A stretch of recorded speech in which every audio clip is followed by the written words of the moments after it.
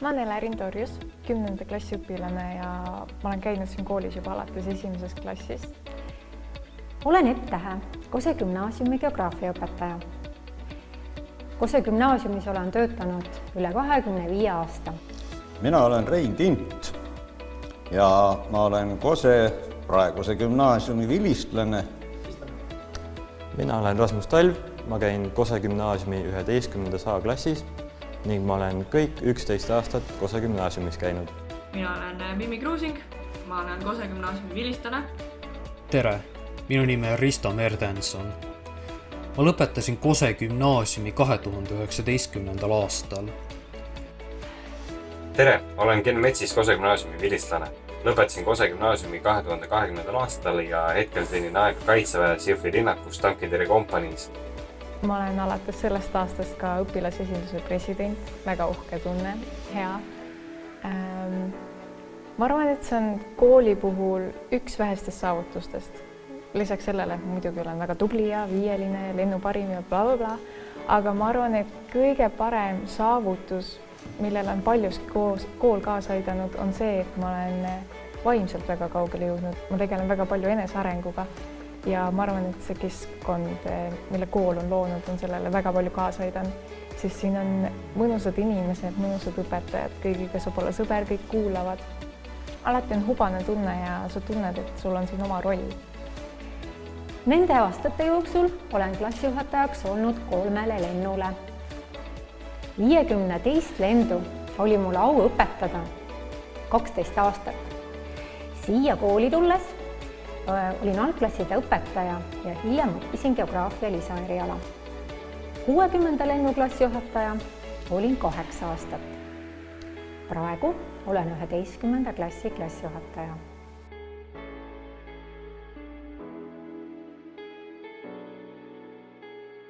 Ja minu vilistlase number, lennunumber on 11, nii et mina käisin Kose kooli esimest gümnaasiumit kevadel tervitamas, kui nad lõpetasid. Ma olen kõik 11 aastat Kose gümnaasiumis käinud. Kõige suurem saavutus, mis ma sellel ajal olen saavutanud, on see, et ma olen oma robootikavõistkonnaga saanud käia väljaspool kooli võistlemas ja sealt hästi palju tunnustust saanud.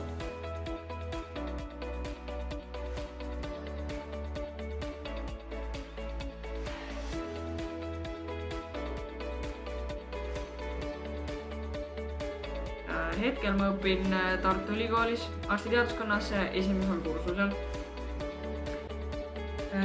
Kose gümnaasiumi valisin ma keskhariduse omandamiseks ühest küljest sellepärast, et ma käisin seal põhikoolis, ma teadsin kooli personali, ma teadsin õpetajaid, ma teadsin, kellega ma seal õppima hakkan ja mulle kõik need komponendid nagu sobisid. Aga teisest küljest sellepärast, et ma tahtsin iseendale tõestada, et ma ei pea õppima eliitkoolis või mingisuguses suures gümnaasiumis selle jaoks, et saada nüüd kohutavalt head haridust või selleks, et olla elus edukas. Ja seda ma endale ka tõestasin. See on lähedal, see on väga kõrge haridustasemadega kool. Võib mõelda küll, et linnakoolist on nii palju parema hariduse ja ma olen kindlalt sinna. Aga tegelikult see ei ole nii, sest tihtipeale just sellised kodukandi koolid on palju tugevamad. Need aitavad sind vaimselt rohkem. Sa ei lähe koju nutma peale koolit, mul on nii palju teha, vaid sa tead, et alati on keegi, kes aitab. Kõik on alati hästi, mitte küll alati, aga alati leiab lahendustele või probleemidele lahendused.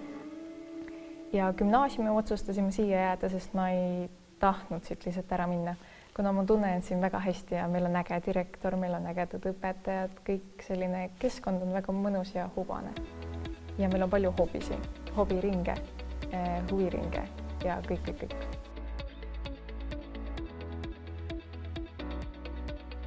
Meie koolis saab varsti töötama ka teraapiakoer ja kui teie olete siia asunud õppima ja tunnete, et kuidas teil on kohe liiga palju õppida ja üldse meelt ei ole ja tahate ennast maandada, siis on võimalus suhelda vahetunni ajal ka Sofiga, sest Sofi õpib praegu teraapiakoeraks. Nii et tere tulemast meie kooli 10. klassi, olete kõik oodatud.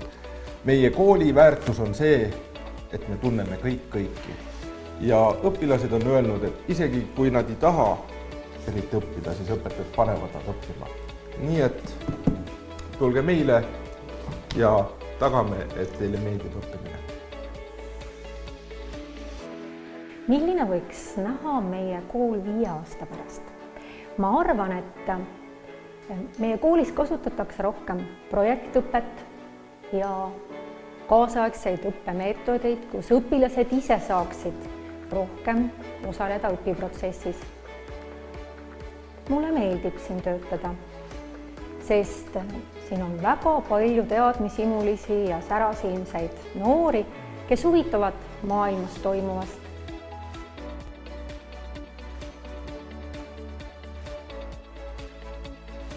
Gümnasist peaks olema ambitsioonikas või siis vähemalt lihtsalt teadma, miks ta midagi teeb. Miks ta käib koolis, miks ma õpin seda või üldsegi alati peab elus teadma miksidele vastust. Ja ma arvan, et Kose gümnaasiumi õpilane peaks olema salliv, sest kui me oleme sallivad, on palju lihtsam kõigil siin hakkama saada ja kõik tunnevad ennast mugavamalt. Ja samuti gümnasist peaks olema mõistev. Me võistame alati, kui kellelgi on mõned probleemid ja vahel juhtub ka nii, et õpetajal on halvasti.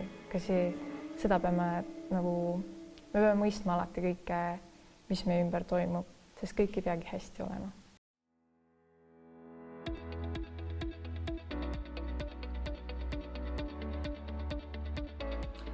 Kose gümnaasiumis õppimine andis mulle tohutu palju võimalusi, mida ma arvan, et ma ei oleks kusagil mujal saanud, sest et Kose gümnaasium on tohutult edasipürgiv ja hästi edumeelne kool ja seal soodustati meeletult seda, et õpilased võtaksid osa projektidest ja igasugustest koolivälistest tegevustest ja arendaksid ennast ka nagu kooliväliselt kogu aeg. Ja see on minu meelest hästi positiivne ja see on ilmselt ka see, mis mulle Kose gümnaasiumist kõige paremini meelde jääb.